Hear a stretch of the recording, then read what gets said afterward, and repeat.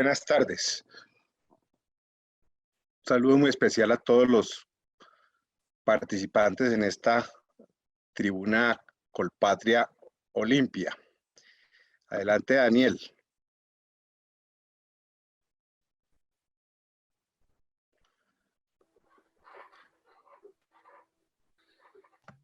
Adelante, Santiago.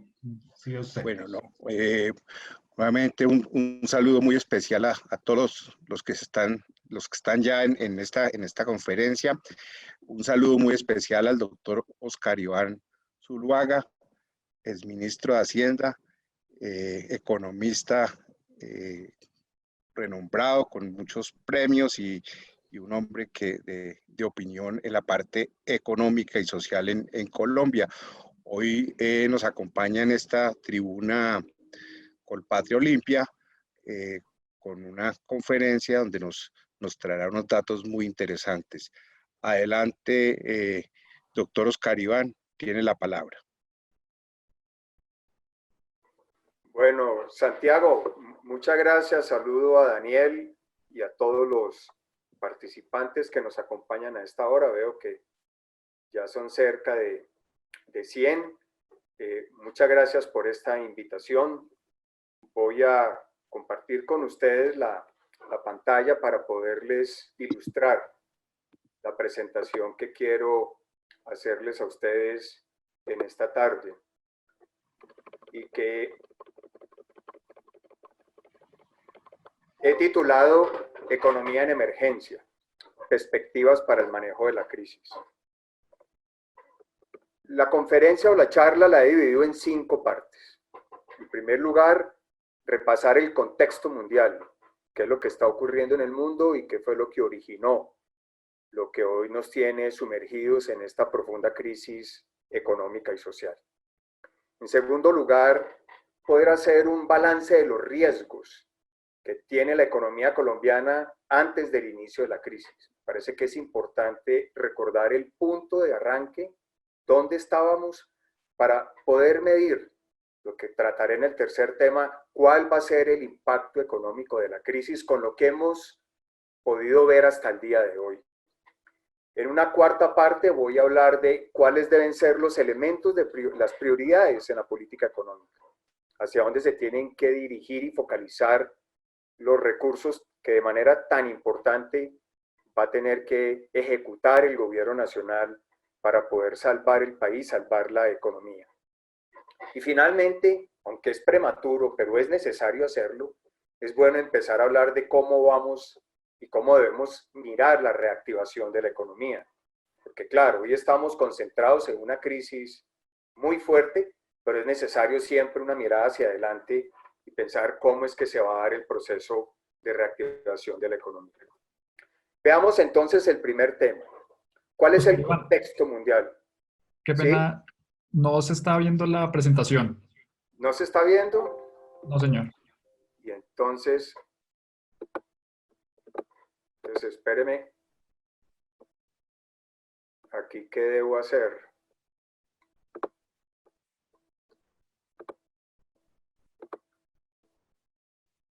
Espero que ahora sí.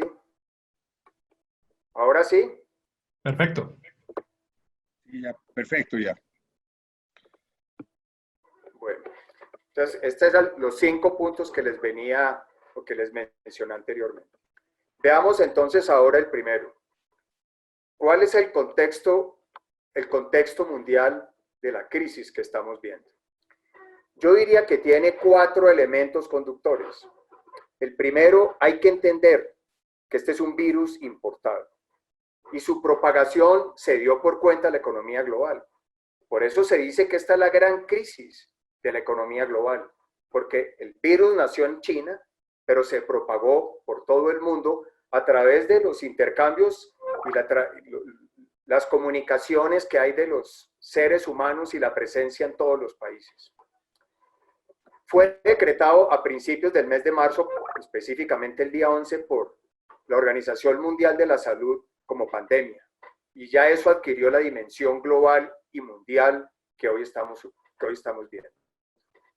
Una vez se declara esa pandemia, ¿cuál fue la reacción de los países para evitar su propagación, para poder mitigar sus efectos de algo desconocido, nuevo y para lo cual no existe todavía una respuesta científica. Pues la respuesta fue confinarse y eso llevó a una parálisis de la economía. El 80% de la economía mundial está paralizada. Y ante tal hecho, que ocurre por primera vez, no habíamos conocido un antecedente de estos, se da por supuesto un choque de demanda y un choque de oferta de manera simultánea, lo cual no hay antecedentes en el manejo de la teoría económica, ni existe un libreto, ni existen experiencias para ver una economía parada con un choque de oferta y de demanda de manera simultánea. Y esto lleva obviamente un elemento todavía más complejo, y es que no solamente se hace ese choque de oferta, ese choque de demanda y una parálisis total de la economía, sino que se genera una gran incertidumbre. Nadie sabe qué va a pasar. Nadie sabe cuánto va a durar esto, cómo se va a comportar el virus. Hoy la incertidumbre es total. Entonces, es una crisis de magnitudes impredecibles y en sus componentes no hay antecedentes, lo que demuestra la complejidad de la misma. El Fondo Monetario ha establecido una serie de iniciales, unas cifras que pueden medir el impacto económico a nivel mundial que representa lo que estamos viviendo. Dice el Fondo Monetario, y lo dijo recientemente en sus informes de abril del mes pasado, que esta es la peor recesión desde la Gran Depresión.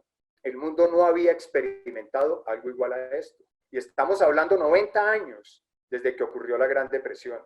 Casi que los 7.000 millones de habitantes que hoy habitamos en el mundo no conocemos una crisis económica y social de esta magnitud. ¿Qué va a significar esta crisis? Dice el Fondo Monetario, que de 170 países de los 190 que componen la economía mundial van a sufrir un retroceso en su ingreso per cápita. Tampoco hay antecedentes de algo igual, lo que significa que la crisis va a afectar a todo el mundo, prácticamente sin excepción.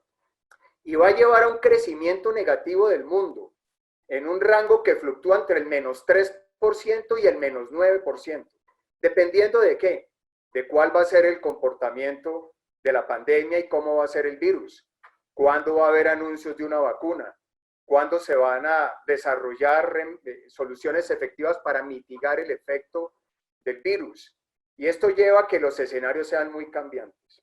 Pero lo importante es que en el escenario optimista, el Fondo Monetario estima que la variación va a ser menos 3% en el escenario optimista y probablemente tengamos que prepararnos para unas cifras peores a lo largo del 2020.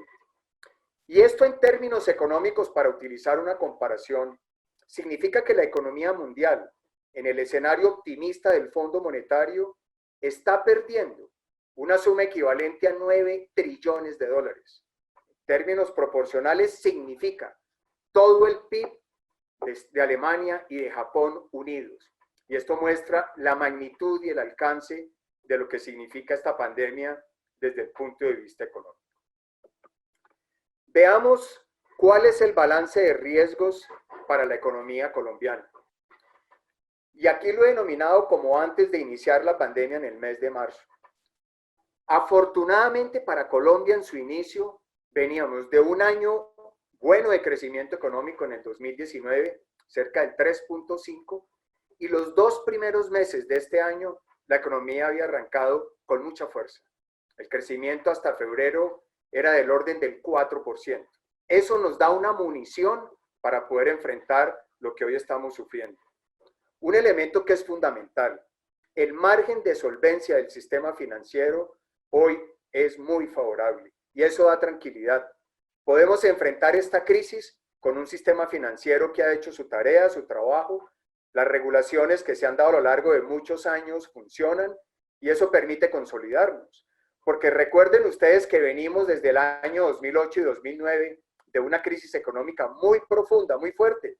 A Colombia le fue bien, tuvo un crecimiento positivo del 1.7% y uno de los factores fue la solvencia del sistema financiero. Entonces, hoy tenemos un sistema financiero mucho más sólido y eso da tranquilidad, no solo para Colombia, sino en general para la economía mundial.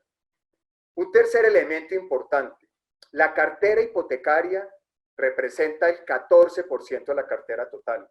Recuerden que la crisis del 99, que es la crisis en la historia económica de Colombia hasta este año, había sido la más profunda. Fue una crisis que se derivó prácticamente en todo el tema de la cartera hipotecaria. Colombia ha hecho un trabajo en eso. Bueno, el comportamiento y la actitud de los hogares para endeudarse, de los desarrollos de proyectos y demás, ha sido saludable. Y por eso yo creo que el canal de la cartera hipotecaria está bastante controlado, previendo una crisis superior hacia adelante. Muy importante, los recaudos tributarios a enero de este año tenían una sobreejecución de cerca de 5 billones por encima de la meta. Esto le da gasolina al gobierno y le ha dado para esta primera ola de lo que han sido los apoyos a los diferentes sectores, como lo vamos a ver más adelante. El Banco de la República tiene un espacio importante para reducir tasas. Ya hemos visto que con las últimas 2 reuniones que ha tenido el banco, la reducción ha sido de 100 puntos básicos. Y eso es muy importante, porque si hay algo que hay que cuidar en Colombia es la institucionalidad económica, la independencia del Banco de la República, la forma como se manejan las cosas en el país, es un activo muy valioso. Ese trípode de Banco de la República, Superintendencia Financiera y Ministerio de Hacienda es un activo muy valioso en materia económica que ha construido Colombia y que es fundamental para poder enfrentar estas crisis. Y algo también que y quiero llamar la atención, y es que hoy los entes territoriales tienen un nivel de endeudamiento bajo. Recuerden que la crisis del 99 vino acompañada con un problema de deuda de los entes territoriales. Hoy ese no es una preocupación y eso da tranquilidad desde el punto de vista de las finanzas públicas. Pero hay unas amenazas y yo cito 3 fundamentalmente para ser muy descriptivo en ello.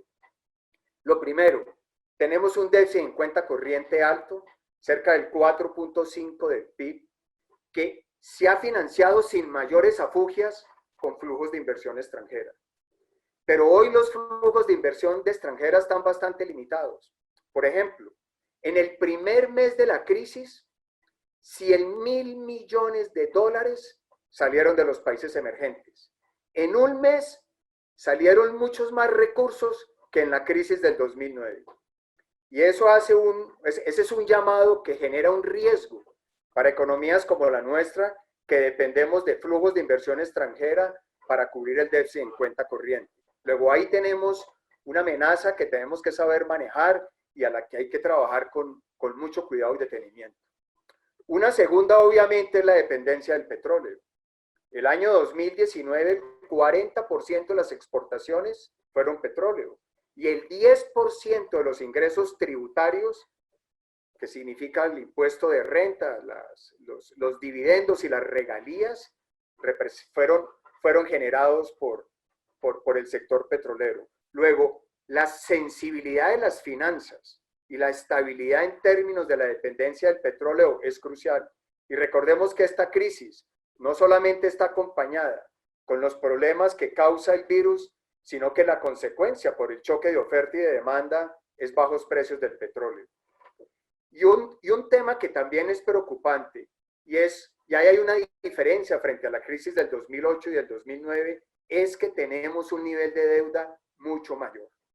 La deuda externa, tanto privada como pública, que en diciembre del 2018 representaba el 19.1% del PIB, en enero del 2020 representaba el 49.8%. Y eso crea vulnerabilidades, porque obviamente la presión en términos de tasa de cambio, en términos de lo que pueda ser en un momento dado una crisis, pues afecta mucho y tiene menor margen de maniobra el país cuando tiene unos niveles de deuda de ese nivel y con ese crecimiento. Aquí se puede ver un cuadro consolidado de toda la deuda pública y privada y hago un comparativo con las reservas internacionales, donde todos los indicadores muestran que somos mucho más vulnerables. Hago un llamado sobre lo último, donde dice deuda pública del Gobierno Nacional Central. En diciembre del 2008, la deuda total del Gobierno Nacional Central representaba 35.6 del PIB. En enero de este año estaba en 48.4%. Es decir, un crecimiento del 36%, y ese es el punto de arranque de con lo que tiene el gobierno hoy para poder mirar hacia adelante cuál es el margen de maniobra para poder financiar los diferentes escenarios económicos de acuerdo a la evolución de la crisis. Entonces, hoy tenemos una vulnerabilidad en ese frente. ¿Y cuáles son 3 riesgos financieros que yo también quiero llamar la atención? Y que limitan y exigen balance y mucha moderación y prudencia para la toma de decisiones por parte de las autoridades económicas. No se nos puede olvidar que hoy los fondos extranjeros tienen el 24% del total de los TES que tiene emitido el gobierno. En el año 2008-2009 esa cifra no superaba el 10%. Entonces somos muy vulnerables, porque el día que los fondos extranjeros sientan un temor, pueden generar una reacción rápida y eso tendría unos problemas muy serios desde el punto de vista de liquidez del mercado financiero y de la tasa de cambio. Luego, la política hay que manejarla con mucho cuidado para darle confianza a una realidad que hoy tenemos en el mercado de deuda. Lo segundo, los fondos de pensiones tienen el 40% de los TES. Y detrás de los fondos de pensiones está el ahorro de millones de colombianos. Luego, las decisiones de política, en términos de política monetaria, de política financiera, en términos de política fiscal, tienen que buscar un balance para poder mantener una confianza en los actores de los mercados. Y los fondos de pensiones son cruciales porque su componente de participación en TES es muy amplia. Una política que deteriore los portafolios y las carteras y la valoración de los TES, pues significa unas pérdidas muy grandes para los ahorradores en los fondos de pensiones. Y el tercer elemento que quiero llamar la atención es la cartera de consumo, que hoy representa el 32.4% de la cartera total, con cifras a abril 10 de la Superintendencia Financiera. Y esto lo que advierte es que es la cartera de consumo el que potencialmente se puede convertir en el canal de mayor riesgo para el sistema financiero. Dependiendo del comportamiento del mercado laboral, dependiendo del comportamiento de los ingresos de los hogares, de las familias, se va a realizar un mayor o menor riesgo para el sistema financiero. Luego, así como en el año 99 tuvimos el problema a partir de la cartera hipotecaria, yo personalmente considero que hoy el canal de la cartera de consumo es algo que hay que mirar con mucho detenimiento para evitar cualquier riesgo sistémico para el sistema financiero. Con base en eso, entonces, hoy puede uno plantear cuál va a ser el impacto económico que puede tener con lo que hemos visto hasta hoy, la crisis que está viviendo la economía colombiana por cuenta de la pandemia del coronavirus. El déficit fiscal. Ya el Comité Consultivo de la Regla Fiscal, en su sesión del día lunes, estimó y elevó el pronóstico al 6.1. Pero yo creo que todavía está por verse cuál va a ser el alcance, por lo que les decía inicialmente, la incertidumbre es total. Luego debemos estar preparados. Seguramente el déficit puede ser mayor y a mí no me sorprendería que fácilmente lleguemos al 8%. En el mundo no ve que la mayoría de los países están registrando déficits superiores, 10%, el caso Perú y Chile, por ejemplo, en América Latina, Brasil igualmente, en Europa. Y me parece que en eso hay que tener un margen, porque la magnitud de la crisis no se puede encasillar en que no vamos a poder lograr una meta de déficit fiscal. Por aquí lo que se trata es salvar la economía, los hogares, las empresas, para poder generar las condiciones para una reactivación y una recuperación económica. La deuda del Gobierno Nacional Central. Recordemos que en enero era del 48, casi el 49%. Hoy, con las medidas que ha tomado el gobierno, con los apoyos que ha dado, podemos estar muy cerca del 58%. Y seguramente podemos llegar a niveles del 62 y el 65. Unos niveles altos, pero que son necesarios. No tenemos los ahorros suficientes para poder amortiguar una crisis de esta magnitud. Y necesariamente tenemos que aumentar el espacio de la deuda para poderla enfrentar y poder salir bien librados de este desafío tan grande que nos ha impuesto este problema de salud. Y el PIB pues tendrá una contracción como nunca antes.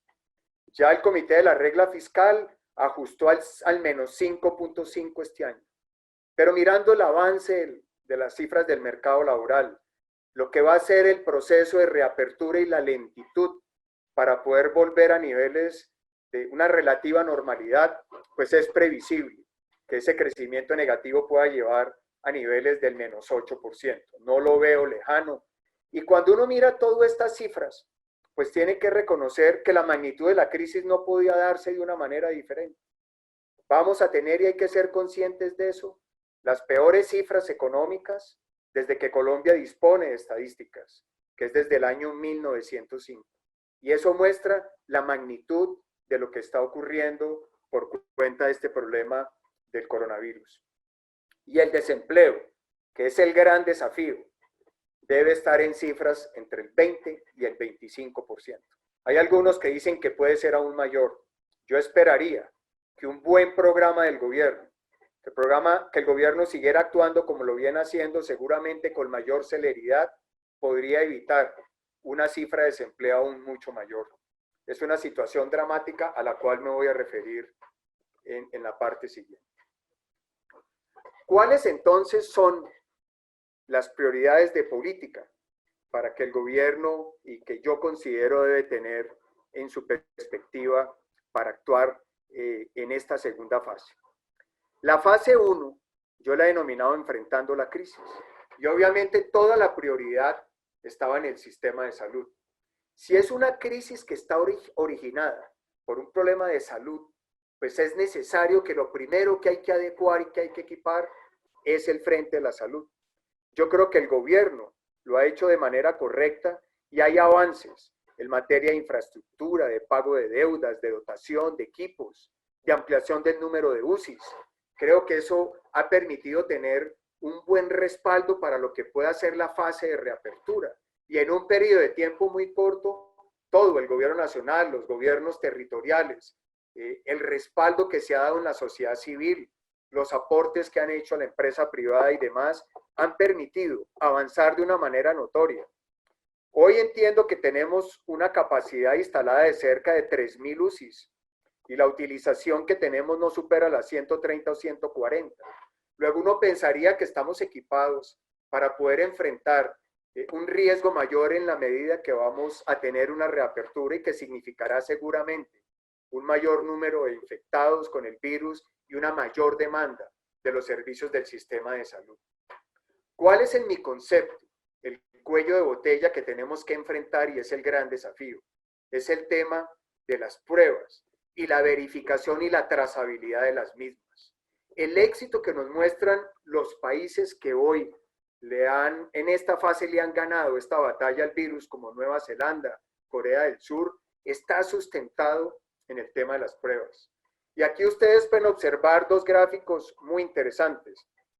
En el primero se muestra que Colombia, cuando se mira el número de pruebas por 1.000 personas, pues está abajo de países inclusive de América Latina como Ecuador, Panamá, Chile, Perú, y obviamente muy abajo lo que pueden ser países como Nueva Zelanda, que se convierte hoy en uno de los símbolos de manejo de la pandemia y la recuperación de la normalidad como se ha venido dando desde hace 2 semanas. Pero si uno mira el otro gráfico, el que está a la mano derecha, uno empieza a mirar algunos mensajes. Y es cuál es el índice cuando uno mira el número de pruebas por cada 1.000 habitantes. Y uno encuentra que Colombia va dando unos niveles que son mayores que el resto de los países de América Latina. Y eso puede significar que está siendo mucho más eficiente en la selección de la muestra, que se la está aplicando seguramente a muchas personas que no solamente ya están contagiadas, sino que pueden ser asintomáticas. Pero el dato preocupante es que los resultados de las pruebas de fondo que se hacen para detectar el COVID hoy tienen un periodo de formulación muy amplio. Hoy veía un informe en El Tiempo donde muchas de ellas salen después que fallece el paciente.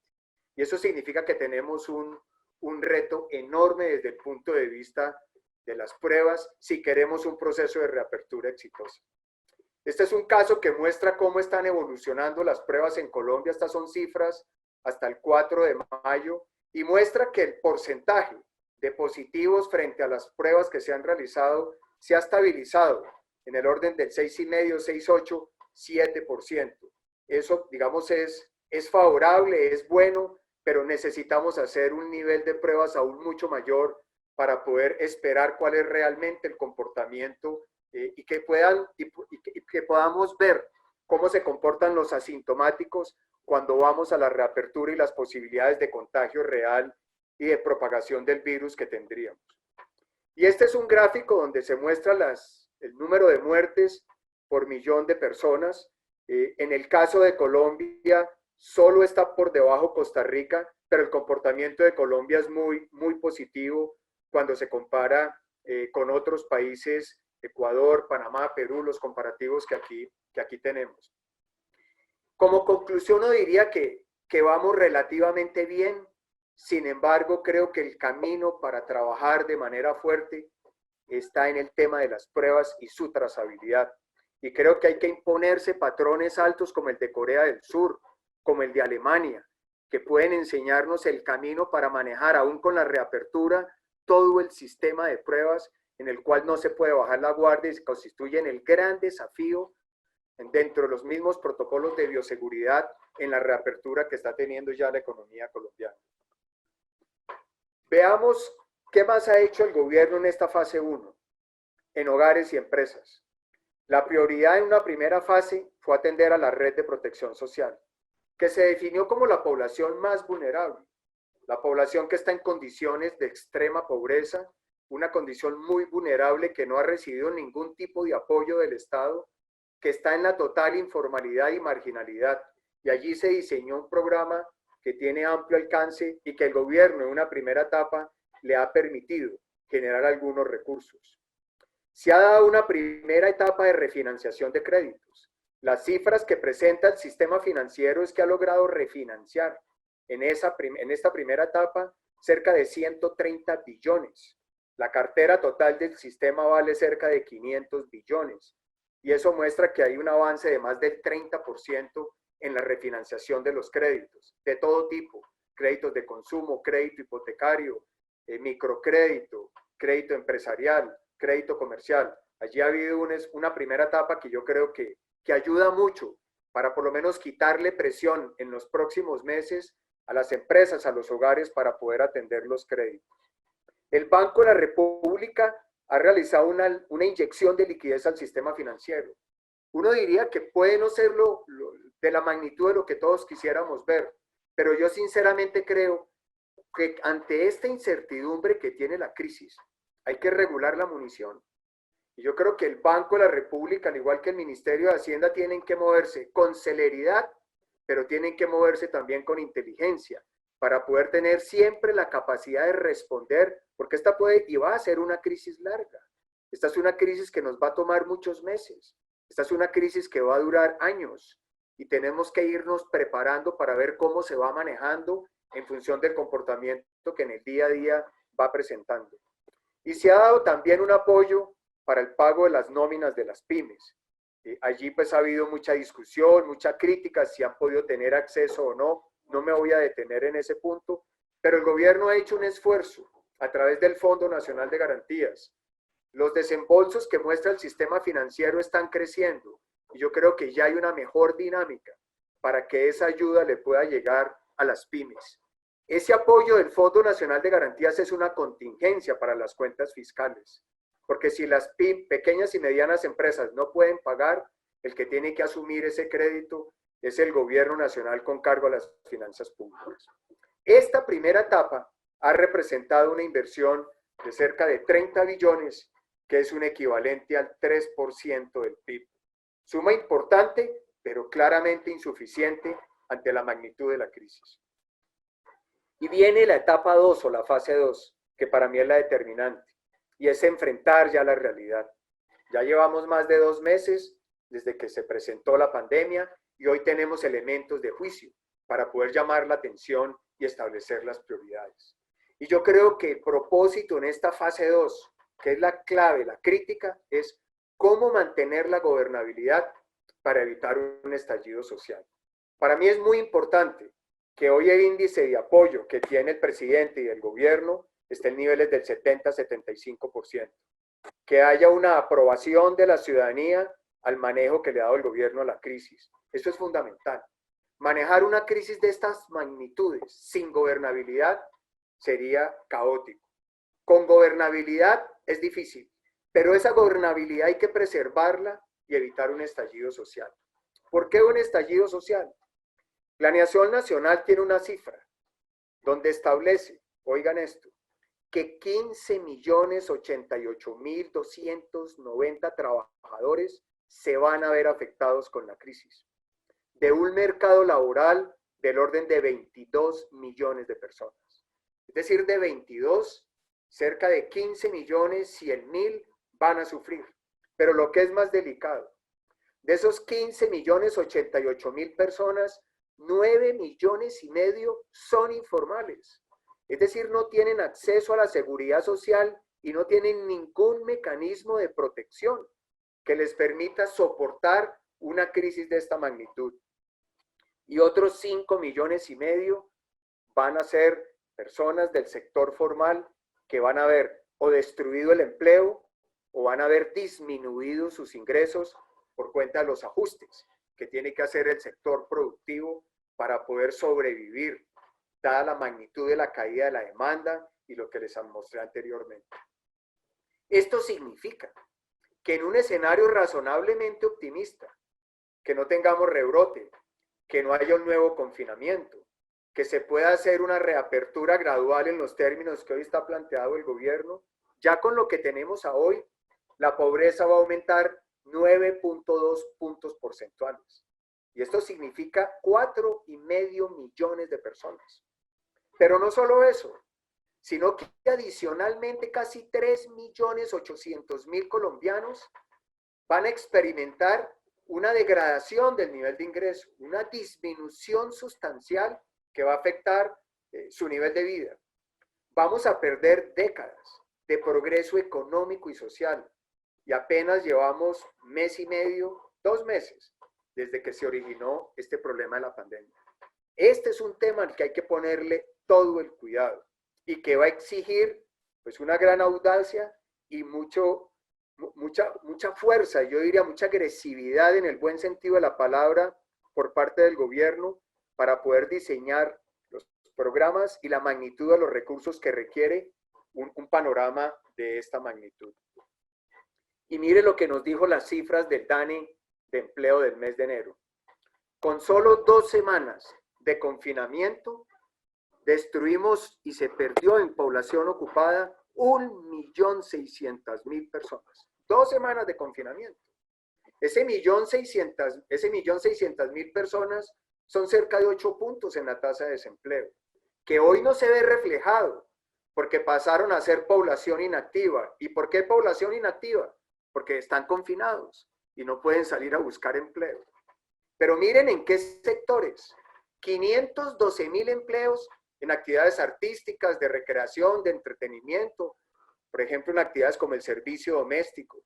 403.000 en la industria manufacturera y 329.000 en comercio y reparación de vehículos.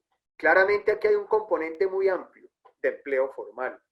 Y lo que más preocupa en una crisis de estas es la destrucción del empleo formal, porque recuperarlo después tarda mucho tiempo, es muy costoso y muy difícil. Y el empleo formal, al final, es el que financia la seguridad social. Un empleo formal deteriorado ya le traslada un riesgo al sistema de seguridad social, dentro de lo cual no solamente está el componente de salud, sino el pago de las pensiones. Y recientemente, en el mes de enero, y tuve la oportunidad de ver esta encuesta que publicó el DANE, un trabajo muy serio que hizo a lo largo de todo el 2019. A lo largo de todo el 2019, el DANE se dio a la tarea de estudiar el tema de la informalidad. Y miren ustedes lo que encontró. Encontró que hay cerca de 5,9 millones de colombianos que tienen un micronegocio que se asocia prácticamente a un negocio informal, en el garaje de su casa, en la esquina, el taxista, el lotero, el que tiene una pequeña renta pero que no está en ningún sistema de seguridad social y que ha construido esto por tradición familiar o por la imposibilidad de tener un empleo en el mercado laboral. Y muchas de estas personas son personas mayores, personas que ya su capacidad productiva pues cada vez se deteriora y ya no tiene esperanza de poder construir, por ejemplo, una pensión. Esos 5,9 millones de personas que tienen un micronegocio emplean 2,5 millones. Y cuando se miran los ingresos que esta población genera mensual, la cifra que estima el DANE es cercana a los 14,2 billones de pesos. Y estas son personas que hoy no están produciendo prácticamente nada. En días recientes yo tenía una conversación con el doctor José Darío Uribe, el exgerente del Banco de la República, una persona a quien yo respeto mucho y tiene un conocimiento muy profundo de la economía colombiana. Hablábamos de este tema y él me decía, yo creo que esta es una oportunidad, si diseñamos una buena política, para poderle llegar a los informales. Este es uno de los grandes cuellos de botella que tiene la economía colombiana. Si hoy con esta encuesta del DANE los podemos georreferenciar, los podemos caracterizar como están y podemos diseñar una política de apoyo para que ellos se acerquen, podríamos lograr no solo darles un apoyo en términos de ingreso, sino también poder avanzar en cómo podemos darle una solución a partir de una crisis como la que estamos viviendo al tema de la informalidad. Me parece que eso es un planteamiento interesante, novedoso, de buscar que los informales puedan buscar directamente para que el gobierno les diga, yo estoy dispuesto a ayudarles. Háganse presente para poder nosotros avanzar en un programa de estas características. Pero no solamente hay que actuar en el mercado laboral, que para mí sí es la prioridad. Hay que intervenir esos 15 millones de colombianos si queremos evitar un estallido social, que me parece que es parte de los elementos de política que tiene que tener en cuenta el gobierno y las autoridades económicas. Hay otros sectores que van a demandar respuestas concretas. El tema de la educación. 600,000 jóvenes tienen crédito con el ICETEX y hoy están en etapa productiva muchos de ellos. ¿Con qué van a poder atender el pago de sus obligaciones? ¿Cómo vamos a hacer para que no haya una deserción en las universidades en el segundo semestre ante la caída de ingresos que tiene la economía? ¿Cómo vamos a hacer los hogares para poder atender el pago en los colegios privados? Allí hay que diseñar un programa complementario, porque no podemos extender el problema a una alta deserción en el sistema educativo. Y en la salud estamos enfrentando una contradicción. Hay muchas clínicas privadas importantes. Voy a dar una cifra, un dato, por ejemplo, la Santa Fe o el San Ignacio, donde tiene una disminución de ingresos enorme, porque hoy toda la infraestructura hospitalaria tiene que estar al servicio de las posibilidades de lo que significa la demanda de servicios de las UCIs por la propagación de la pandemia. Luego, hoy las clínicas están paralizadas. No pueden realizar ningún tipo de actividad, ni de cirugía, ni de tratamiento, y sus ingresos, en la medida que pasan los meses, pueden generar unos problemas muy serios de liquidez y de pago. Hay que actuar. Yo pensaba, por ejemplo, en el sector eléctrico colombiano tenemos un cargo por confiabilidad, que es una reserva que tiene el país cuando hay problemas con los embalses. Y si los embalses están en un nivel bajo, lo que hace el gobierno es activar las térmicas, la generación de energía con otras fuentes para poder garantizar que siempre va a haber suministro de energía. Creo que hay que llegar a un planteamiento de ese tipo. Si no vamos a poder permitir que se utilicen las clínicas, hospitales, habrá que diseñar algún mecanismo de apoyo para poderles pagar por esa infraestructura y evitar una quiebra de muchas de ellas. El tema de las empresas. Decía anteriormente que ha sido exitosa la refinanciación, pero ahora viene que la recuperación tiene que tener algo importante y es que tiene que haber nuevos créditos y ese va a ser el cuello de botella. Porque claro, los bancos tendrán que ser y serán exigentes en el riesgo y las empresas necesitan necesariamente un nuevo financiamiento. Allí se va a requerir una intervención importante del gobierno. Y los entes territoriales van a ver disminuidos sus recaudos y sus ingresos. Y esto va a significar, sobre todo para muchos municipios de categoría 5 y categoría 6, van a demandar apoyos para poder evitar entrar en una cesación de pagos, porque esos recursos son los que les permiten atender los gastos de funcionamiento, porque las transferencias de la nación pues financian fundamentalmente la educación, la salud y el saneamiento básico. Estos sectores, más lo que yo hablaba del mercado laboral, creo yo, van a demandar recursos adicionales a los que hoy ha invertido el gobierno del orden de los 10 a 15 mil millones de dólares. Eso significa cerca de 5 puntos del PIB. Pero yo creo que hay que hacerlo. Yo creo que en eso tenemos que tener confianza porque Colombia es un país serio. Es un país que jamás ha dejado de honrar sus compromisos de deuda. Tiene credibilidad en los mercados internacionales y de capitales. Tiene capacidad de endeudamiento. Las entidades multilaterales le creen al país. Y yo creo que el gobierno se la tiene que jugar a fondo, para poder defender los hogares y las empresas en un amplio número que permita sobrevivir en medio de esta dificultad. Y yo creo que la finalidad de esos apoyos es una muy importante, y es evitar una crisis financiera por cuenta de una insolvencia de los hogares y las empresas. Porque si los hogares y las empresas entran en una incapacidad de pago, de atender sus obligaciones, el sistema financiero va a tener unos riesgos que hay que evitar. Porque si el sistema financiero llega a tener problemas, pues ya no estamos hablando de una recesión, sino de una depresión económica, y esto tendría incalculables consecuencias. Luego, el esfuerzo que se haga para poderle garantizar que la economía funcione, con muchas limitaciones, con disminución sustancial de ingresos, con cifras económicas malas, pero si logramos proteger y defender los hogares y las empresas, vamos a permitir poder construir las bases para una reactivación y una recuperación económica. Y veamos entonces el último punto. ¿Cómo es que hay que pensar en la reactivación? Y yo creo que la reactivación tiene como 4 fases. Lo primero, lo que está haciendo el gobierno, la reapertura, es una necesidad. Aquí no hay un dilema entre economía y salud, eso es falso. Aquí lo que hay que construir es una economía saludable. Y eso solo se puede hacer con un proceso de reapertura como ya se ha iniciado en Colombia y en todo el mundo.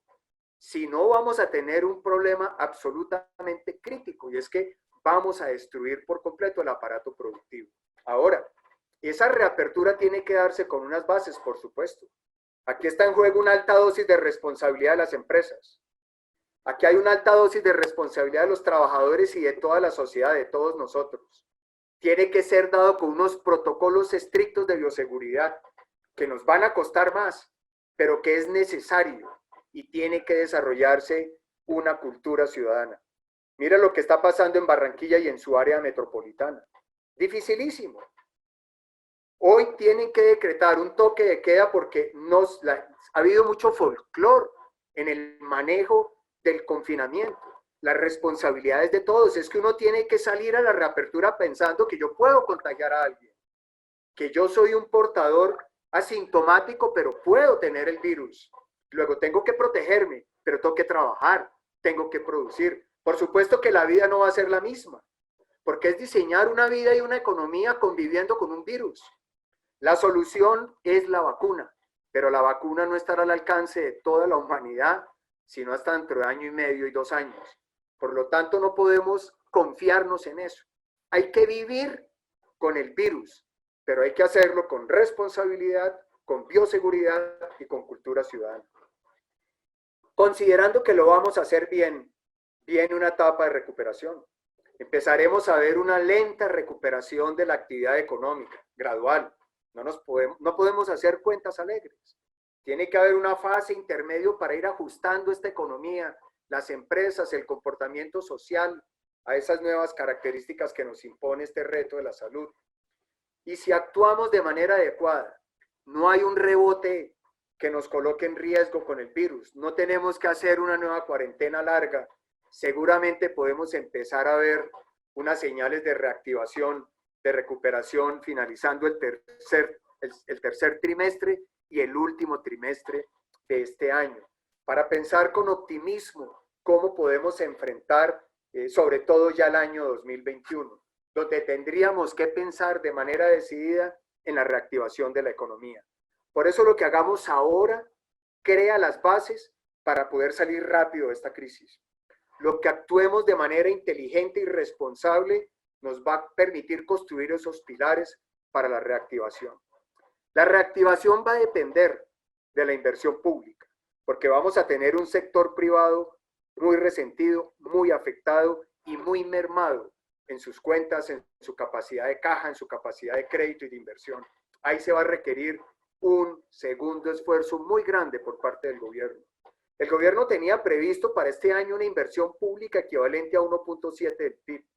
Yo creo que se va a perder una parte importante de ese componente. Y por eso el debate, una vez hayamos avanzado en la crisis, esto corresponderá mucho más allá, pero hay que irlo pensando por lo menos, es cómo vamos a financiar esa inversión pública. Y ahí tiene que haber un esfuerzo en todo sentido. Ahí tiene que haber un esfuerzo de deuda, pero también tiene que haber un esfuerzo en revisar los gastos de funcionamiento del Estado. El Estado hay que hacerlo mucho más eficiente. Esta economía digital nos deja muchas lecciones y necesitamos un Estado que promueva de una manera mucho más ágil y eficaz lo que puede ser la participación del sector privado y el acceso de los ciudadanos a los servicios y bienes públicos. Y seguramente habrá que barajar el tema tributario. Nos tendremos que sentar a revisar qué se debe hacer para poder pensar en cómo financiar inversión y cómo reactivar el consumo, cómo reactivar las empresas. Como les digo, hoy la crisis seguramente uno no lo deja pensar más allá, pero la obligación de todos, del sector privado, de los dirigentes, de los líderes, es que en nuestra cabeza estemos pensando cómo vamos a salir bien librados de este desafío que nos impone la pandemia y la crisis del coronavirus. Y con esto termino, queridos amigos. Mi tiempo me lo habían asignado en 45 minutos y los he cumplido fielmente. Espero haberles aportado una visión clara y metódica sobre cómo leer esta crisis y bueno, abrir el debate a las preguntas con la presencia de ustedes. Muchas gracias por escucharme y espero haya sido claro los conceptos que les he transmitido en esta charla. Muchas gracias, doctor Oscar Iván. Muy interesante y grandes inquietudes. Entonces pasamos a las preguntas. Daniel, por favor, coordina el tema. Sí, doctor, muchas gracias. Vamos a dar inicio a la etapa de preguntas, recordándoles que tenemos un video en este momento explicando cómo se puede levantar la mano. Voy a dar la palabra a Mariano Díaz, que tiene el primer turno. Mariano, adelante.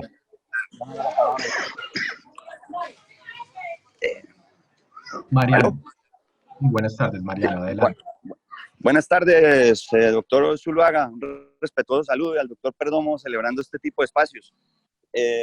Oscar Iván, yo soy empresario, tengo una compañía que está allá en 4 países con 250 empleados acá de base en Colombia y quiero tomar las palabras que dices donde el tema social se va a complicar, donde las pymes tenemos incertidumbre y en estos 2 meses de la primera o ya segunda fase, pues estamos notando que hay mucha inversión extranjera a la cual atendemos, que ha puesto los frenos, industrias que han puesto los frenos y los empresarios pymes y de pronto no pymes nos estamos viendo acorralados por lo que está pasando con el coronavirus, valorando inmensamente lo que hace el gobierno por todos nosotros, pero no tenemos certidumbre hasta dónde nos alcanza el músculo financiero para mantener puestos de empleo, sabiendo que esta crisis va a ser muy larga. ¿Qué nos podrías sugerir? ¿Qué idea nos puedes dar para lograr apoyar desde el sector privado a mantener puestos de empleo y lograr evitar entre todos esa bomba social que se ve venir?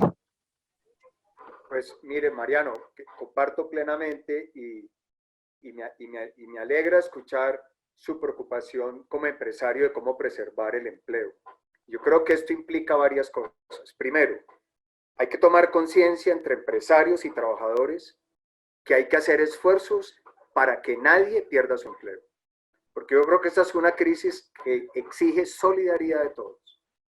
No es suficiente con uno entregarle el problema al gobierno o a otro. Uno también tiene que pensar qué esfuerzos tenemos que hacer todos, empresarios y trabajadores. Yo no creo que, por ejemplo, un empresario pueda estar pensando que el dilema es si gana plata este año o no. El dilema es cómo defiendo mi empresa y mantengo los trabajadores. Y eso significa que una vez hay ese acuerdo entre empresarios y trabajadores, el gobierno tiene que hacer su parte. El gobierno tiene que facilitar acceso a crédito. El gobierno tiene que dar apoyos a la nómina y a los trabajadores, porque es la única forma como podemos entre todos sostener este aparato económico. Es que la economía colombiana ha logrado una transformación importante en las últimas décadas. Hemos recorrido un camino muy exitoso, hemos superado momentos muy difíciles, y yo creo que esta es una prueba en la cual no podemos ser inferiores. Y por eso yo creo que ese esfuerzo entre los tres actores, los empresarios, los trabajadores y el gobierno, debe llevar a que se puedan dar alivios y apoyos importantes. Por eso decía que en esta fase 2, el gobierno tiene que disponer de unos recursos significativos. Daba la cifra, Mariano, entre 10 y 15 mil millones de dólares para apoyar eso, para apoyar todo el mercado laboral y apoyar a las empresas. Es que si salvamos los hogares y las empresas, vamos a salvar la economía y vamos a salir fortalecidos y vamos a ver una recuperación, una reactivación económica rápida.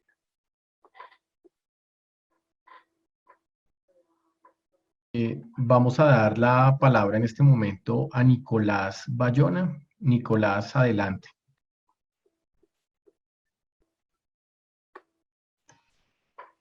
Disculpa, Daniel, no, se me activó Perfecto. la mano, pero no tengo alguna pregunta. Disculpa. Damos la palabra a Óscar Cardona. Adelante, Óscar. Muchas gracias, doctor Zuluaga, doctor Perdomo, muy buenas tardes. La pregunta va relacionada con las entidades territoriales y la afectación que van a tener en sus ingresos, pues por el tema de la pandemia. Esto va a tener una afectación directa en sus indicadores de ley y en sus capacidades de endeudamiento, como tradicionalmente se vienen pues analizando. Si bien pues la reactivación depende en gran medida de lo que el gobierno pueda desarrollar en temas de inversión, de gasto público, también pone a las entidades financieras, digamos, en una óptica distinta, porque si bien las entidades financieras van a tener que apalancar el desarrollo y el crecimiento y apoyar a la industria y al comercio y a todos estos sectores económicos, también cómo mirar esa otra visión de apoyar a las entidades públicas en esos recursos que necesitan para desarrollar esos proyectos de largo plazo que dinamizan en últimas de infraestructura y apoyan, digamos, el crecimiento económico, cuando hoy, digamos, no existen esquemas claros, porque, digamos, Findeter, pues hoy tiene unas líneas muy de corto plazo y unos montos muy bajos, pero ¿dónde quedan ese respaldo y esa garantía para las entidades financieras en el desarrollo de estos proyectos de inversión de las entidades territoriales? Óscar, me parece muy interesante su comentario, sobre todo porque los municipios de categoría 5 y 6 y cuarta, diría yo que son el 85% de los municipios de Colombia, van a tener esa limitante. Y yo creo que ahí el gobierno tiene unos instrumentos que valdría la pena ponerlos a funcionar. Tiene banca de segundo piso. Por ejemplo, Bancoldex, sé que está haciendo algunos acuerdos con algunos departamentos, caso Antioquia, con entidades de fomento, que son como unas entidades de tipo financiero que prestan recursos a los municipios, al sector empresarial, a pequeñas y medianas empresas. Yo creo que el gobierno con Findeter y con Bancoldex puede tener capacidad para armar unas líneas especiales para poder garantizar la liquidez, la financiación de proyectos con mecanismos mucho más ágiles, con garantías, anticipando vigencias futuras que puedan apalancar estos recursos. Creo que, por ejemplo, en el tema de construcción, la presencia de entidades como el Fondo Nacional del Ahorro pueden ser determinantes. La construcción es uno de los sectores que más va a ayudar a jalonar un proceso de reactivación económica, no solo por el encadenamiento productivo, sino por el impacto que tiene en el empleo. Entonces, pensar, por ejemplo, en programas como el mejoramiento de vivienda en zona rural, en cabeceras municipales. Es un programa que es intensivo en mano de obra, que entra a ayudar muchísimo a las economías locales y por esa vía le puede dar una gran reactivación a los municipios. Luego, yo creo que los municipios también tienen que priorizar hacia dónde van a desarrollar sus inversiones. Y aquí hay que pensar en que la prioridad es inversión que sea intensiva en mano de obra, para poder llevarle plata al bolsillo a los hogares. Es que el tema de supervivencia no se va a superar dando un mercado. El mercado puede ser una ayuda de una vez, pero es que esta va a ser una crisis larga. Estos son meses y necesitamos es que los hogares tengan ingresos, produzcan. Luego yo creo que las administraciones locales tienen una gran responsabilidad y una oportunidad si focalizan inversión en proyectos y en obras que sean intensivas en mano de obra. Yo creo que ahí hay un espacio importante y estoy seguro que puede haber el esquema de financiamiento para poderlo lograr. Perfecto. Emiliano Pisano. Adelante, Emiliano. Gracias. Buenas tardes, Santiago y doctor Zuluaga. Muy interesante toda su conferencia, todos los puntos que ha tratado. Sin embargo, veo que la parte de la banca no la ha tocado prácticamente. Me parece que usted dijo algo muy interesante, que las empresas con el solo hecho de no crecer, de lograr pasar el año, están haciendo la tarea. Los hospitales están haciendo la tarea con el déficit más impresionante. Sin embargo, veo muy pobre la tarea que está haciendo la banca real de poder llegar a dar caja. Es muy importante todo lo que usted está diciendo de que el gobierno ayude en nómina, en impuestos, pero si no hay caja, que es lo principal que necesita una empresa, no logramos hacer nada. Hay que lograr que la banca realmente suelte, que no le pierda a uno la credibilidad como empresario a la banca. ¿Qué opina usted de eso? Emiliano, yo creo que ahí tiene muchos puntos que son válidos. Yo digo, los empresarios no pueden estar pensando en cuánta plata y cuál va a ser todo el monto de utilidad. Yo creo que los bancos también tienen que mirar algo similar en ese sentido. Este no es un año para que se hagan grandes utilidades. Es un año, repito, para salvar este país, la sociedad y la economía. Y todos tenemos que hacer esfuerzos. Obviamente los bancos no pueden abandonar la naturalidad de su negocio, que es el riesgo. Y por eso ahí es donde el gobierno juega un papel fundamental a través de las garantías, que permitan agilizar y asegurar el desembolso sin tantos requisitos y entendiendo que la circunstancia necesita desembolsos rápidos, inmediatos. Todos tenemos que entrar en esa sintonía. Y por eso en la segunda parte de mi charla yo decía que los recursos que se van a necesitar pues también tienen que servir para apalancar estos nuevos créditos, porque la reactivación y la recuperación va a demandar que se den nuevos créditos a las empresas, porque la refinanciación arregló la primera fase, pero el capital de trabajo está todo en cartera o en inventarios. La demanda va a reaccionar de manera lenta. No es que las empresas van a volver a producir lo que producían en enero o febrero rápidamente. Entonces, esa transición va a requerir un financiamiento nuevo y en eso tiene que haber un compromiso de los bancos, tiene que haber un compromiso del Banco de la República. Aquí hay que romper mucha ortodoxia en muchos sentidos, lo está haciendo el banco. El banco hoy ha permitido dar liquidez sobre bonos de empresas, eso no se había dado en el pasado. Pero yo creo que aquí todos tenemos que asumir mayores riesgos, porque aquí lo que se trata de salvar es el país y la economía. Aquí lo que nos interesa tiene que ser eso, y yo creo que esa tiene que ser la mirada para actuar todos y salir fortalecidos y poder mitigar. De hecho, la crisis nos va a empobrecer mucho, a Colombia y al mundo. Todos vamos a perder. Con lo que ha ocurrido hasta ahora, todos vamos a perder. Pero el país no se puede detener, tenemos que mirar hacia adelante. Nos tocó vivir esta crisis y lo que hay que mirar es cómo vamos a salir de la mejor manera librados. Muchas gracias, doctor Iván. Perfecto. Damos la palabra a Sergio Calderón, después sigue Mercedes Díaz y después Quintero. Sergio, adelante. Buenas tardes, ¿me oyen? Perfecto. ¿Aló? Ok. Buenas tardes, doctor Zuluaga. Buenas tardes, doctor Perdomo. Gracias por la invitación. Mi pregunta tiene que ver, y usted precisamente acaba de tocar el tema de la ortodoxia del Banco de la República. y pues que ha dado unos pasos tímidos para flexibilizar su actuar en el mercado. Pero hay un par de cosas que me tienen a mí pensando hace rato. La primera es que por el solo efecto de la devaluación, las reservas internacionales le pueden haber reducido al Banco de la República una utilidad contable de unos 40 o 50 billones de pesos en el último mes y medio. Tienen 55.000 millones en las reservas de dólares y están valoradas hoy ya a casi 4.000 pesos y ahí hay un excedente importante. Y lo primero que quiero saber es si es posible. Las reservas internacionales son el ahorro del país y el ahorro es para usarlo en épocas de crisis. Entonces, primero, si existe alguna posibilidad de que el banco pueda o que el gobierno pueda disponer de esa utilidad por tipo de cambio para financiar todo lo que hay que financiar, que es muy costoso. Y lo segundo, que viene siendo muy hablado, pero el Banco de la República no se ha pronunciado al respecto, y la Constitución lo contempla, y es que se puede prestar al gobierno siempre y cuando haya una unanimidad en la Junta. Entonces, quiero preguntarle su opinión en estos dos temas.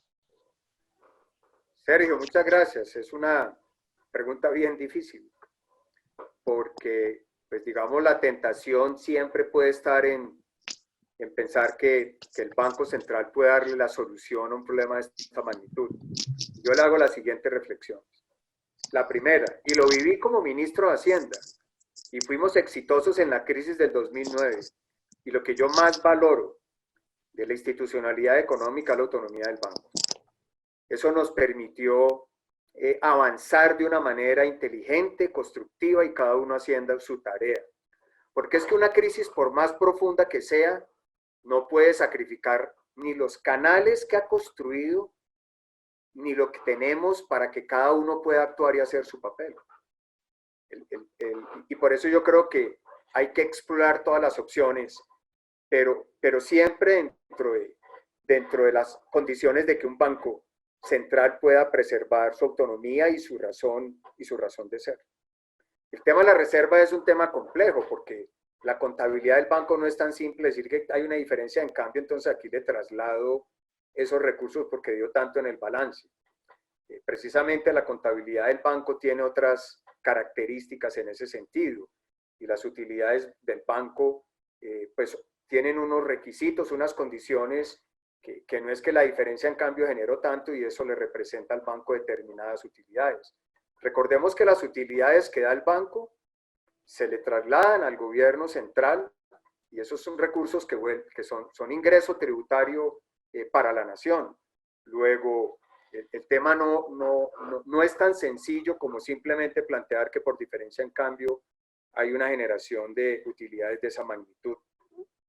El banco sí tiene que estar muy presto para poder garantizar la liquidez, pero tenga muy presente los dos elementos que yo le decía también en la presentación en riesgos financieros, que no son nada despreciables. Hay que cuidar mucho el alcance de lo que es la tenencia de los test por parte de los fondos extranjeros. Que 24% es una cifra enorme y el riesgo que eso tiene para un problema de liquidez o una corrida de tasa de cambio es enorme para una economía. Y el tema de los test de los fondos de pensiones. Hay realidades económicas que imponen limitaciones. Uno quisiera hacer muchas cosas, pero lo que tiene que buscar es un balance para que los riesgos y los mercados preserven su funcionamiento. Creo que en esta crisis hay que estar abierto a hacer cosas mucho más allá de lo que tradicionalmente se hacía. Y me parece que el banco ha dado algunas señales en ese sentido. Y al final, claro que el gobierno le puede pedir plata prestada al banco. Y seguramente, como lo establece la propia Constitución, con el voto unánime se puede lograr. Pero hay que tener muy preciso en qué circunstancia, con qué propósito y para qué fin. Porque yo no me imagino el debate si el banco sale a decir que le prestan al gobierno para subsanar determinado sector, para hacer cualquier tipo de reprogramación de créditos y deudas, el precedente que eso crea a futuro. Entonces, esa es una medida que está contemplada con una medida de excepción. Por eso el canal del crédito que puede tener el gobierno, de los mercados de capitales, de la banca multilateral, son recursos que se pueden perfectamente utilizar. Ecopetrol hace 2 semanas hizo una colocación de $2.000 millones. Lo acaba de hacer recientemente Paraguay, lo acaba de hacer recientemente, por ejemplo, el gobierno de Panamá. Luego, yo creo que esto hay que manejarlo con mucha responsabilidad, porque lo importante es que de las crisis salgamos bien fortalecidos. Y ese es un reto enorme para el gobierno, para el Banco de la República, para la misma superfinanciera, sobre cómo tiene que moverse esa institucionalidad para poderla poner al servicio de los hogares, del mercado, de las empresas, para salir lo mejor librados. Y el canal necesariamente es el sistema financiero y los mercados.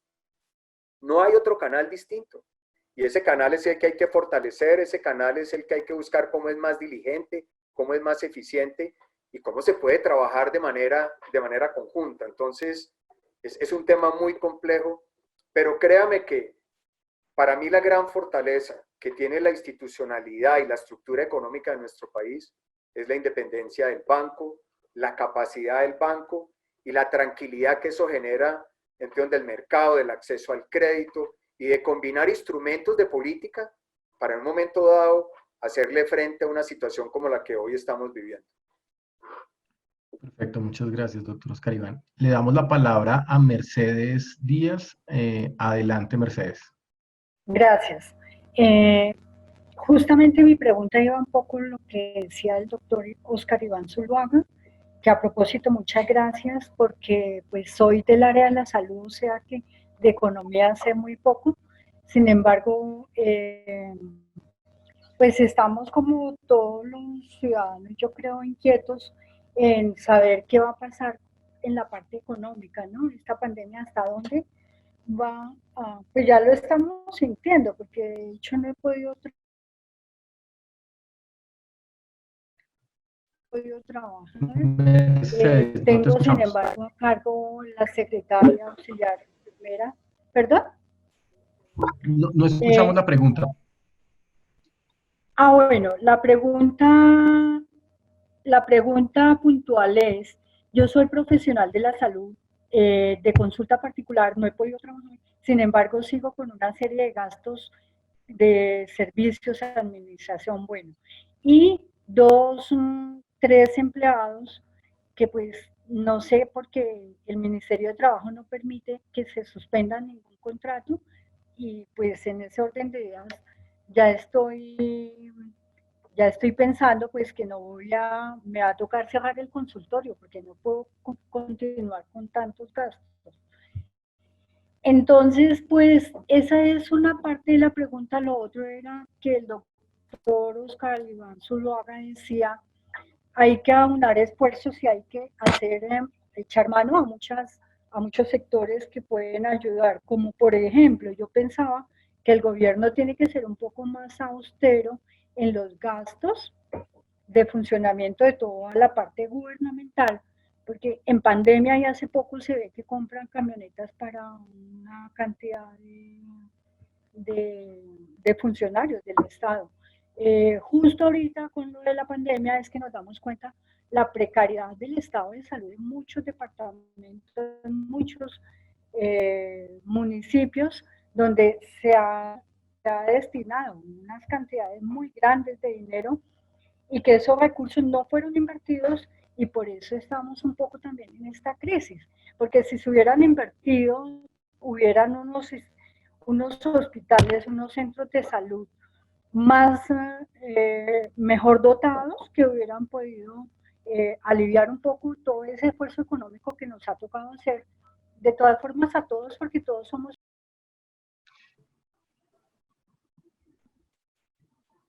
Adelante, Oscar Iván. Sí, Mercedes, voy a referirme sobre todo a la primera parte de su pregunta y comparto el tema de la reflexión sobre la debilidad del sistema de salud y la precariedad en muchas regiones del país. Yo creo que por eso el gobierno tiene que trabajar en una política que permita ayudar a defender y a mantener las nóminas, es una absoluta necesidad, pero creo que debe ser un esfuerzo entre los tres, el empresario, el trabajador y el gobierno, porque la suma de los tres es lo que permite llegar a una solución importante para no destruir el empleo. Yo diría que esa es la mayor contribución que uno como empresario, como ciudadano puede hacer. ¿Cómo voy a proteger el empleo? Porque una persona que pierde un empleo, ¿a dónde va a ir a conseguirlo? Eso es un drama. Ya que estamos hablando, como se lo decía, de 1.600.000 que lo perdieron en el mes de marzo.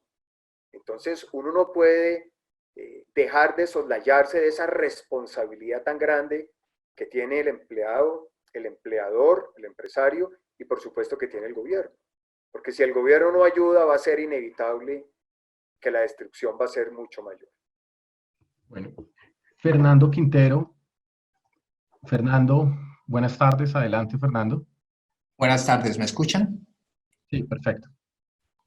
Hola, doctor Oscar Iván. Venga, le hago esta pregunta a usted como estadista y que ha sido ministro de Hacienda y una figura importante en la administración pública colombiana. Siento que de cara a las personas de a pie, al ciudadano común, a la empresa pequeña, a la empresa mediana, esta realidad, este COVID-19 lo ha golpeado muy duro. Y siento también que ellos ven que al final es el Estado el que responde, con todas sus dificultades. El Estado plantea subsidios, el Estado plantea entregas, los alcaldes, los gobernadores, el presidente en general, todo el aparato de la administración pública trabajando como debe ser, como debe ser. Y ellos, me da la sensación que en una época de crisis como esta, fuerte, inédita, sin experiencia en nuestra generación, ellos van a aferrarse a la figura del Estado. No es, doctor Oscar Iván, no es que estamos asistiendo a un cambio en los procesos de privatización de los últimos 20, 30 años en el mundo económico y en Colombia, en donde empresas estatales perdieron su protagonismo, pero ahora con esta esencia de esa figura del Estado paternalista, la gente va a querer, y el movimiento de ideas políticas va a querer que el Estado vuelva a liderar a algunas empresas o tenga mayor protagonismo en el desempeño económico. Me nace esa inquietud porque la veo ahí palpándose en los sentimientos de la gente. Fernando, claro que eso va a ocurrir.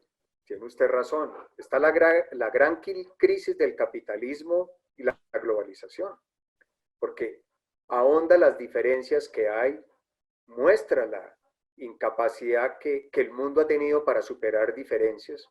Es que cuando la FAO y los organismos internacionales dicen que este año pueden morir de hambre, por falta de alimentos, 230 millones de personas.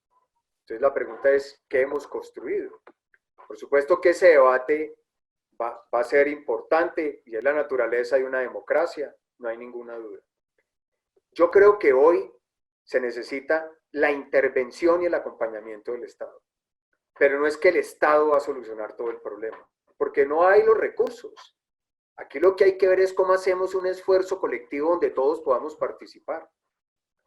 Por eso les hablaba de esos 15 millones de colombianos del mercado laboral. Hay que ver cómo le ayudamos a esos 15 millones. Hay que ayudarle al empleo formal, pero hay que ayudarle a los informales.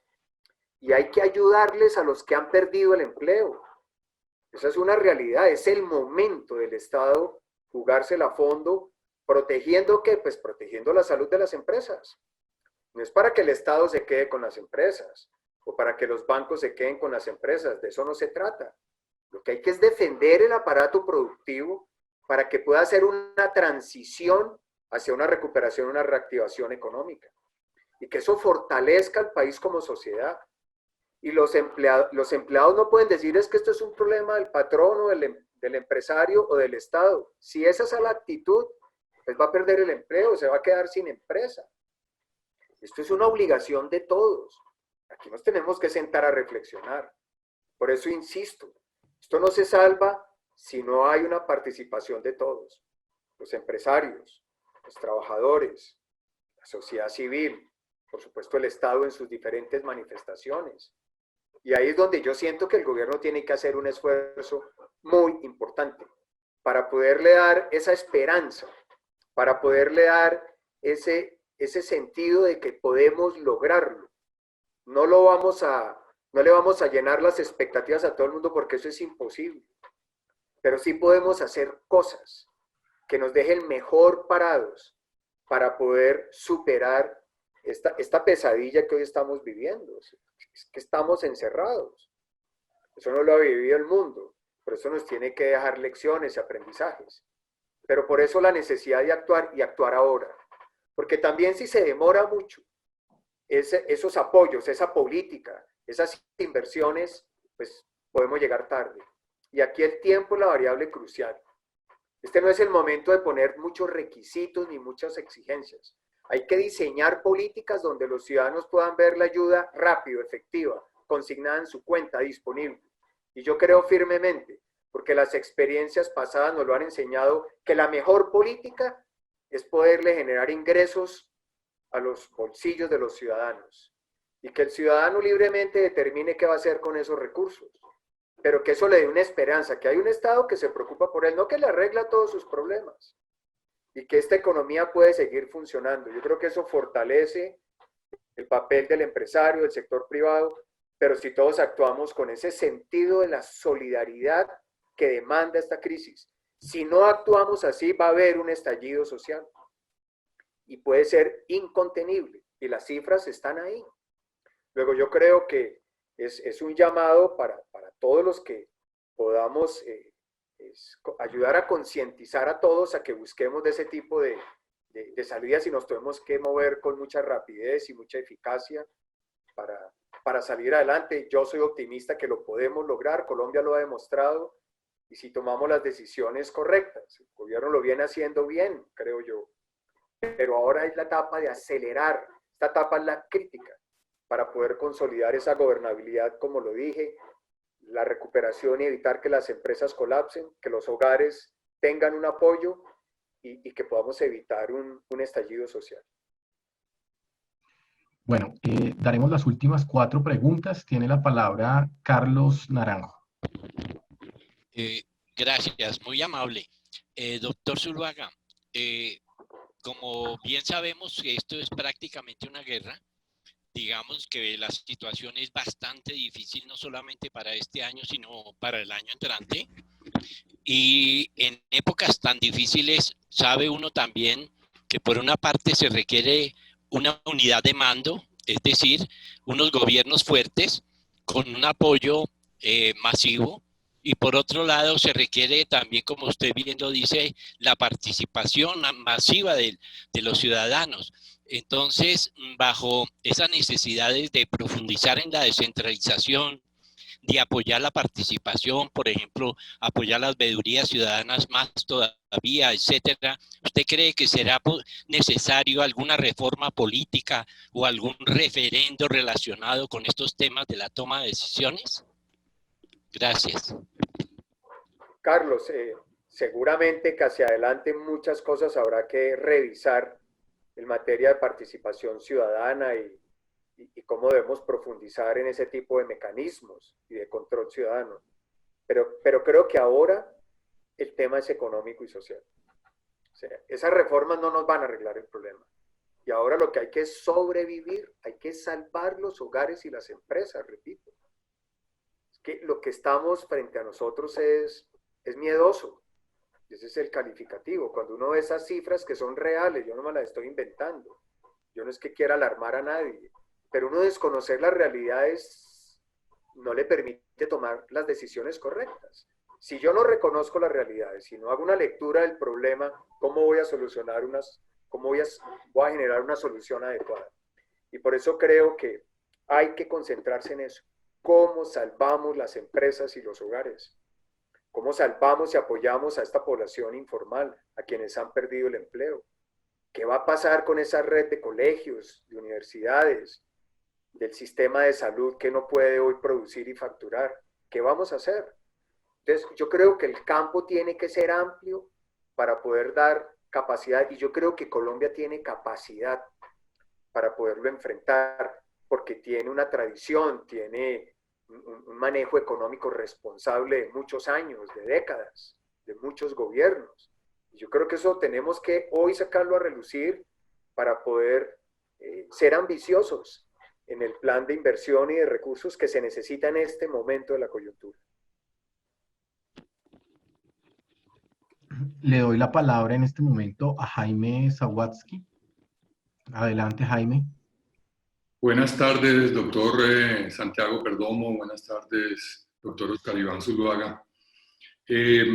Quisiera preguntarle cuáles deben ser las acciones para poder reducir los costos de deuda para todos los usuarios y cómo hacemos para que el costo de bancarizarse sea no tan alto como el que tenemos, cuáles son las acciones que debe tener el gobierno y los bancos en conjunto, inclusive de frente al impuesto del 4 por mil, que también inhibe la formalización de todo este sector informal que es tan grande y que usted mismo habla de 8.2 millones de personas que están en esta informalidad, pero que también impacta a la parte formal y impacta la situación en que estamos.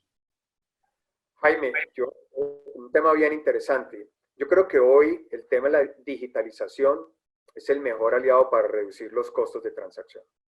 Hoy es posible hacer una transferencia al ciudadano a través del celular. Y una transferencia rápida, simple. Me parece que ahí está la gran oportunidad para hacer una reducción de los costos de transacción de una parte importante. El gobierno me parece que está haciendo un esfuerzo que a mí me llama mucho la atención. Ese programa de ingreso solidario está diseñado para lograr también bancarizar a 2 millones de colombianos que hoy no tienen ni cuenta corriente, que nunca han recibido un apoyo, una ayuda del Estado y que hoy a través de un apoyo que me parece que son 240.000 pesos lo propuesto por el gobierno, pueda llegarle a esos ciudadanos y eso sea una oportunidad de bancarizar. Y entiendo que ahí se ha logrado unas negociaciones donde se ha reducido drásticamente el costo de transacción. Me parece que ese es el camino para poder aliviar. Creo que la banca tiene que ser muy consciente de que en la medida que se facilite y se reduzcan sustancialmente los costos de transacción, va a haber un incentivo a una mayor bancarización. El 4 por mil, yo creo que es impensable hoy su desmonte. Y es un recurso que es, bueno, vale cerca de 11 billones para las finanzas públicas. Bien difícil pensar en que en la actual coyuntura se pueda desmontar. Habrá que revisar en su momento, cuando esto haya pasado, pues qué vamos a hacer con todo el tema de la estructura tributaria. Hay que repensarla completamente. Y habrá la oportunidad en ese momento de dar ese debate. Yo personalmente creo, por ejemplo, que gran parte del 4 por mil lo pagan el propio sistema financiero y unas grandes empresas. Yo recuerdo en el año 2010 el análisis que hacíamos era de que cerca del 40% del recaudo del 4 por mil provenía de esas fuentes. Y eso, pues, me parece que también hace sentido en lo que significa el gravamen del 4 por mil. Entonces, habrá que esperar y en su momento pues replantear a ver qué vamos a hacer, pero creo que hoy no, es impensable cualquier avance en ese sentido por la importancia y la facilidad del recaudo, esa es la verdad. Pero usted tiene razón, para muchos es una justificación económica para estar en la informalidad. Bueno, vamos a darle la palabra a Francisco Betancur y después a Augusto Ramírez. Francisco, adelante. Buenas tardes, doctor Oscar. Buenas tardes, doctor Perdomo. Muchas gracias a los señores de Olimpia Colpatria por la invitación. Excelente presentación la de Oscar, que nos muestra claramente cómo es el panorama de lo que ha venido pasando y lo que nos espera el futuro. Respecto de la presentación del doctor Oscar Iván, encuentro con que él abrió en 2 fases lo sucedido. A la fase 1 la llamó enfrentando la crisis. A la fase 2 la llamó enfrentar la realidad, mencionándola como la determinante. Y a su vez esa fase 2 la abrió en 3 grandes etapas. Una que llamó la reapertura, otra que llamó la recuperación y una tercera que llamó la reactivación, dentro de la cual la clave será la inversión pública.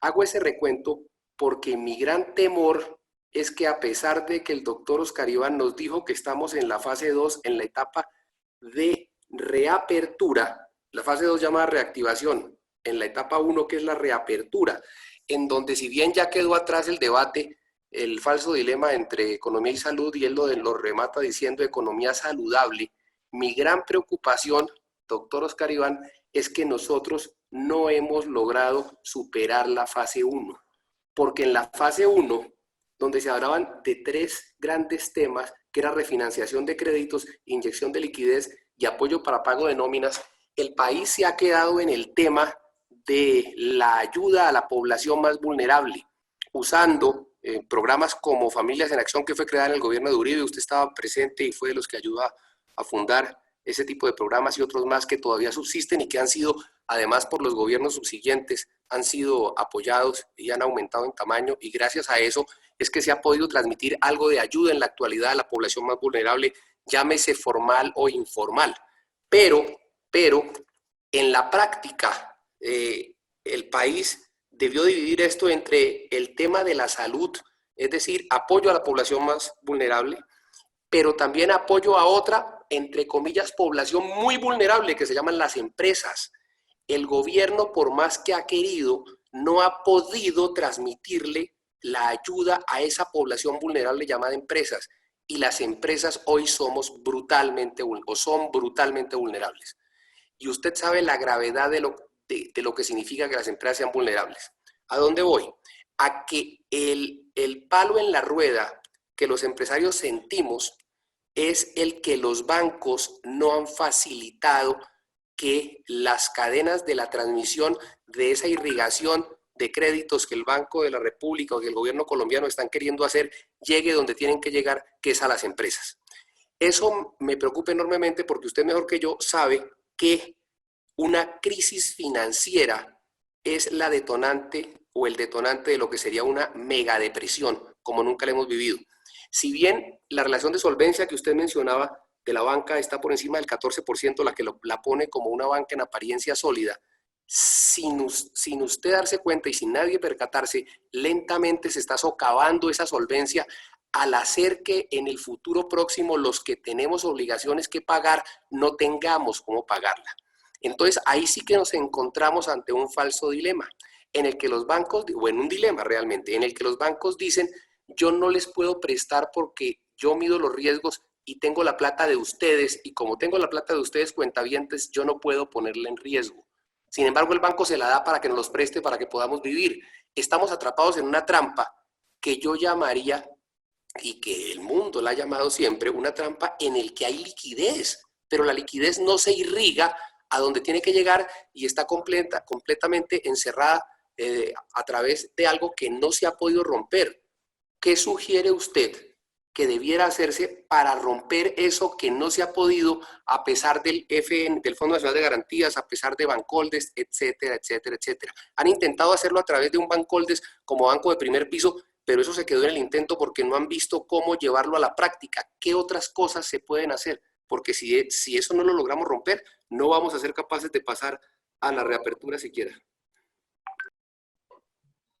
A ver, Francisco, lo primero, una precisión en honor a la verdad. El programa Familias en Acción se creó en el gobierno del presidente Pastrana, y en el gobierno del presidente Uribe lo que hicimos fue una ampliación muy importante del número de beneficiarios de este programa. Pero el programa, en honor a la verdad, se creó en el gobierno de Pastrana y ha tenido continuidad en todos los gobiernos, que eso me parece importante porque es un programa que ha demostrado ser exitoso y con un alto impacto desde el punto de vista social. Pues, Francisco, yo lo que planteaba en mi presentación es, la primera fase había que enfrentar fundamentalmente el tema de la salud, porque este es un problema derivado de la salud, y la solución solo se puede dar si el sistema de salud funciona, si no, no hay nada que hacer. Así usted le dé plata a las empresas, a los trabajadores, si el sistema de salud no funciona, pues no hay cómo hacer una reapertura para poder convivir con el virus, que es un virus cuya única solución es la vacuna. Entonces, por eso yo advertí que lo primero y de choque que tiene que ser, y hizo Colombia y todos los países del mundo, fue el tema de la salud. Y eso vino acompañado de unas herramientas adicionales. La primera fue, pues obviamente, priorizar la población más vulnerable para poderle dar un apoyo social, y se hicieron algunas cosas para el sector privado, como fue el programa de pago, de financiarle el pago de nóminas a las pymes y el programa de mayor liquidez al sistema financiero para poder mantener un flujo de préstamos y un flujo de recursos que fuera pues adecuado para atender esa primera etapa. Pero claramente he dicho que en este punto, en la fase 2, ahora que estamos enfrentando la realidad, tiene que haber una intervención muy fuerte para garantizar no solamente ingresos a esos 15 millones de trabajadores, sino el apoyo a las empresas. Y el apoyo a las empresas es, en el caso de las empresas formales, es el acompañamiento con el tema de la nómina para que no se destruya empleo formal y el tema de cómo vamos a garantizar el acceso a nuevos créditos. Y yo no creo que haya otro camino más adecuado que el tema de las garantías. Porque las garantías es lo que le mitiga el riesgo a los bancos y se pueden encontrar fórmulas que permitan hacer muy ágiles los desembolsos, se puedan priorizar sectores de acuerdo a la gravedad de la crisis como se está dando y pueda permitir desempantanar para que las empresas pues puedan sobrevivir. Aquí, olvídese que yo no creo que la solución sea que el Banco de la República le preste a las empresas, en absoluto. O que volvamos a crear fondos financieros como existieron en el pasado. Me parece que eso no es viable. Lo que hay que fortalecer es cómo diseñamos instrumentos desde el punto de vista de garantía que den la tranquilidad que las empresas pueden atender esos nuevos créditos. Habrá que ver qué condiciones se pueden optimizar en términos de tasa, qué se puede hacer en términos de plazo. En algún momento habrá que ver si para algunos sectores puede haber un componente no reembolsable, dependiendo del cumplimiento de ciertas metas y de la protección del empleo. Todo eso puede estar sobre la mesa, pero creo que hay que actuar con los canales adecuados.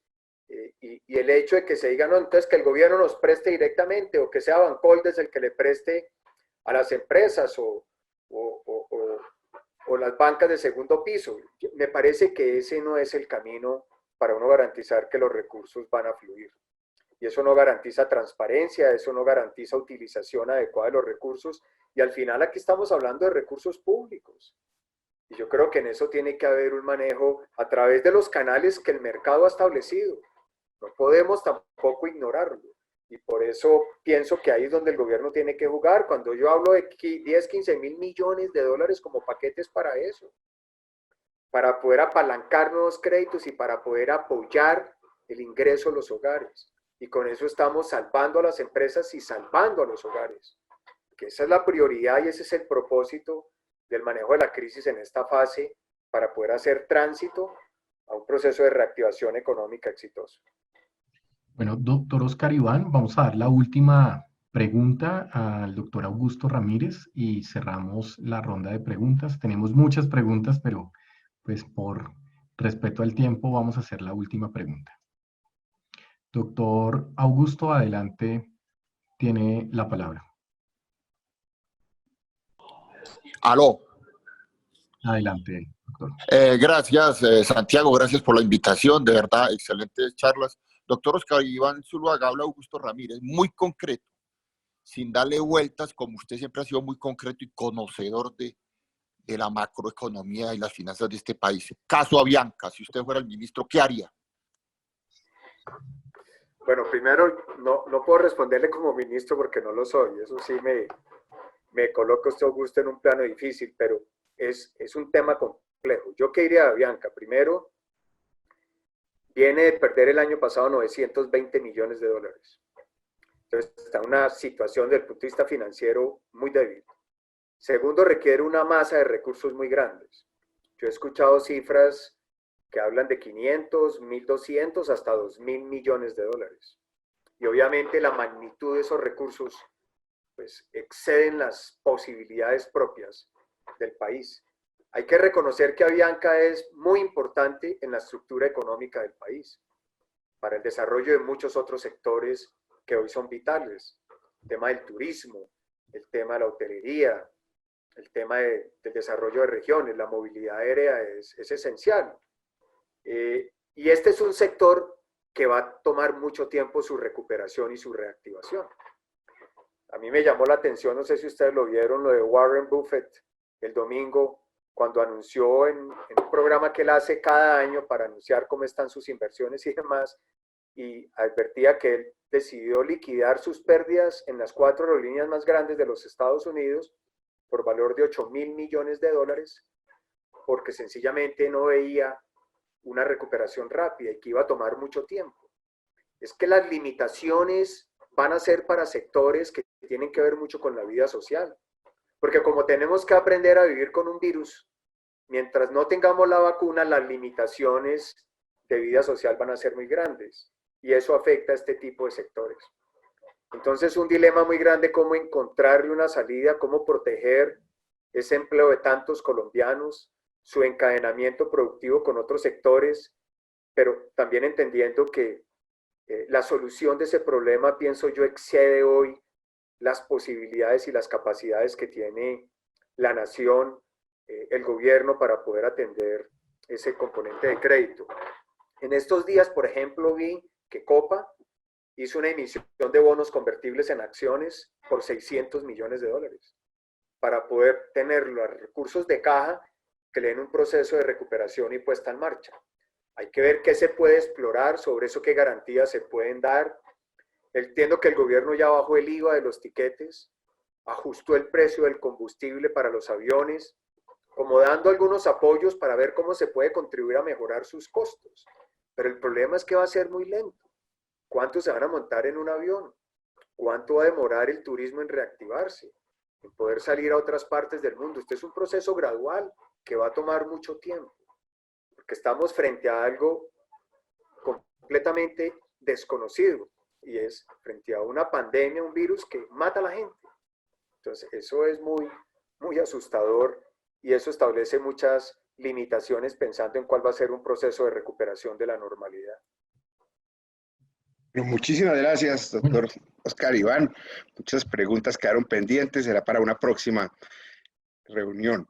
Entonces, agradecerle a todos ustedes por la asistencia, invitarlos el día domingo a la tribuna Colpatria Olimpia, donde nos estará como conferencista invitado Fernando Araujo Perdomo, que nos contará las experiencias de su secuestro y cómo las aplica frente al coronavirus. Así que todos muy invitados el domingo 10 de mayo a las 10 a.m.